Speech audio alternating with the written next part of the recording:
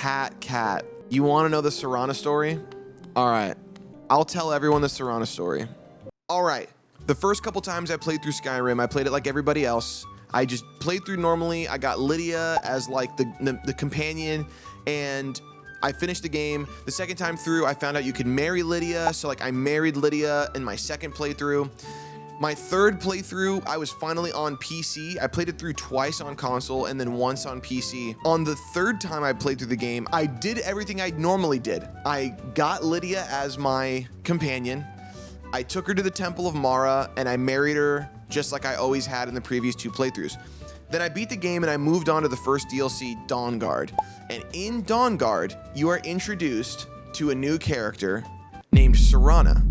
And Serana is pretty much the main character of the Dawnguard DLC. Turns out, Serana is like a hella goth baddie vampire. Super hot, right? This is her. I mean, some of these are mods. Like, this is what she looks like base. Like, that's like normal Serana, right? This is how you find her. She's been like locked away with an Elder Scroll for like 1,000 years. For reference, I'll show you Lydia. Lydia, also a babe, dude. A classic Nordic babe, right? Iconic, timeless, even, you know, she's a good woman, and I did her dirty is what I'm trying to tell you guys.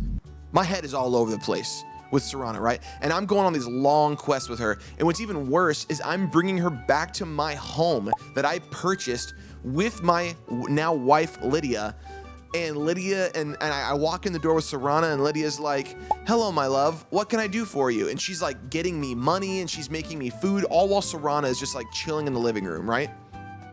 So we get to the end of the game. I've now spent like 20 hours with Serana as my companion, and your boy is smitten, like full smitten. It gets to the point where I'm like, you know what, dude? I think I am meant to be with Serana. She turned me into a vampire. Like, I can't be with Lydia anymore. Like, Lydia is immortal. She's mortal.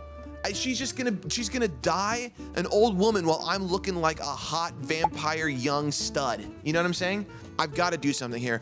And I'm like Googling down. I'm on Google. I'm like, how divorce in Skyrim? How do you divorce in Skyrim? There's no divorce, bro. They don't believe in that there. They're like, you know what? One forever and that's it. Here's where the story takes a dark turn. I am so overcome with a desire to be with Serana that I took Lydia up to High Hrothgar, which is the tallest peak in Skyrim, and I shout her. I Fus Roda Lydia off of the mountain. I send her body absolutely ragdolling to her death. I murdered my wife on the top of a mountain by shouting her body limp. I'm watching her. I'm zoomed in. I'm watching her body literally ragdoll down the mountain to her absolute death. So I get back to my house where I didn't bring Serana on this, okay? I did not bring Serana on this mission to murder my wife for my mistress. I did not do that. I'm not that monstrous, okay? I go back to the house where Serana's waiting, and I'm greeted at the gate by a guard. And I'm like, oh my God, they know. The guards know it was me. They know that I just killed my wife. So the guard approaches me, and he goes, my condolences, I'm sorry for your loss. And he hands me an envelope with $200 in it, dude. I got life insurance off of Lydia. I got a little cheddar, a little hedge fund money to start my new life with Serana, dude. I'm so stoked. So I go in the house, I am lit up like a Christmas tree, dude. I am 1,000 candles lit of excited. I get Serana, and we head over to the Temple of Mara. I buy the ring. I tell the priestess, I'm like, hey, I'm here for a wedding. I've got this person that I love.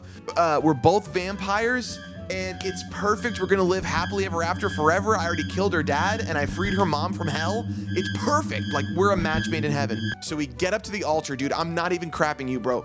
We are standing at the altar. It's me, Serana, and the priestess, and I literally select the dialogue option to ask her to marry me. And she hits me with the, hey, you know, I've been through a lot in my life. I've lived for a long, long time, and I just don't know if I can commit to something like that again after all that I've been through. And she literally says no to me at the altar after I killed my wife for her. Serana literally turns me down in front of God and the entire temple, turns me down and won't marry me. After 30-something hours of flirting with me, of letting me rescue her mom, of slaying her dad, of turning me into a vampire. And she turns me down at the altar, dude. Can you believe that?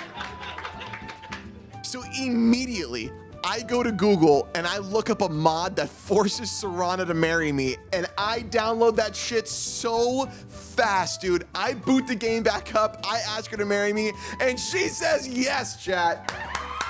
We got her, dude. We live happily ever after. She sits at home and makes me money and food all day, and your boy gets the goth baddie at the end, dude. Let's go.